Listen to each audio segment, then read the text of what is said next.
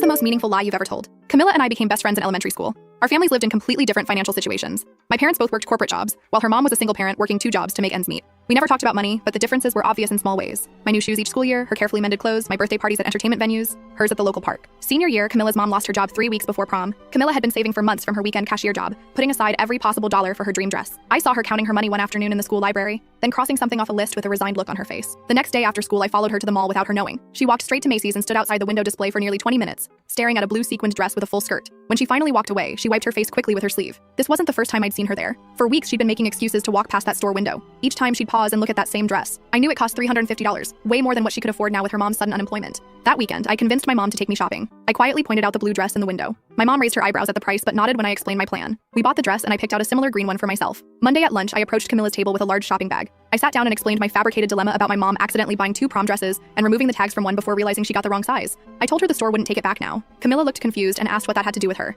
I pulled out the blue dress from my bag and her eyes widened immediately. I casually suggested it was her size and asked if she wanted it. Otherwise, it would just sit in my closet. She immediately recognized it as the dress from Macy's. I shrugged and claimed my mom ordered online. I asked if she wanted it, insisting it would look amazing on her. She hesitated, then asked about the price. I assured her I wanted nothing for it since we couldn't return it anyway. When she asked if I was sure, I told her to consider it an early graduation gift. She took the dress home that day. The following weekend, she came over to try it on. While spinning in front of my mirror, she noticed there was no tag. I quickly explained that my mom had removed it, thinking she was keeping this one, which was why we couldn't return it. Camilla questioned why my mom would buy 2 identical dresses in different sizes, and I repeated my story about online ordering before changing the subject to hairstyles. Prom night arrived. Camilla looked stunning in her blue dress. I wore my green one, and we took dozens of photos in my backyard. Our dates, Santiago and Gabriel, kept telling us we looked beautiful. Camilla seemed genuinely happy that night, dancing until the DJ played the last song. We graduated 2 weeks later and went to different colleges. We stayed in touch through occasional texts and holiday meetups, but our once inseparable friendship gradually shifted to casual updates and birthday wishes. 7 years after high school, Camilla called me with exciting news. She told me she was engaged to Santiago. They had reconnected at a mutual friend's party the previous year. I congratulated her enthusiastically, and she asked me to be her maid of honor, saying no one else made sense.